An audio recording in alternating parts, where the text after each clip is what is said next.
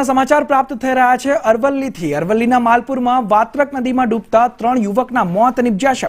જૂના પુલ પાસે મિત્રો સાથે નહાવા ગયા હતા તે 3 યુવકો જે હતા તે ડૂબવાથી તે ત્રણેયના મોત નિપજ્યા છે। અરવલ્લીના માલપુરથી આ ઘટના સામે આવી રહી છે। ત્રણેયના મૃતદેહોને સ્થાનિક તરવૈયાઓએ બહાર કાઢ્યા છે, ત્યારે જે મૃતદેહો છે તેમને પીએમ અર્થે માલપુર सीएचसी खसेड़ाया है। त्रणेय मृतदेहो मालपुर कस्बा विस्तारना रहवासी, त्रणेय मृतको जे छे ते मालपुर कस्बा विस्तारना रहवासी छे। त्रणेयना मृतदेहोने स्थानिकोए बहार काढ्या छे, त्यारे વધુ માહિતી સાથે શૈલેષ જોડાઈ ગયા છે। જી શૈલેષ, શું છે વધુ માહિતી? જે આપને જણાવી દઉં, માલપુરની વાત્રક નદીમાં ગઈકાલે એક જણનો મૃતદેહ બાદ આજ રોજ સ્થાનિક માલપુરના જે 3 જે કસ્બા વિસ્તારના મુસ્લિમ યુવકો હતા એ બાળકો નદીમાં નાહવા ગયા હતા।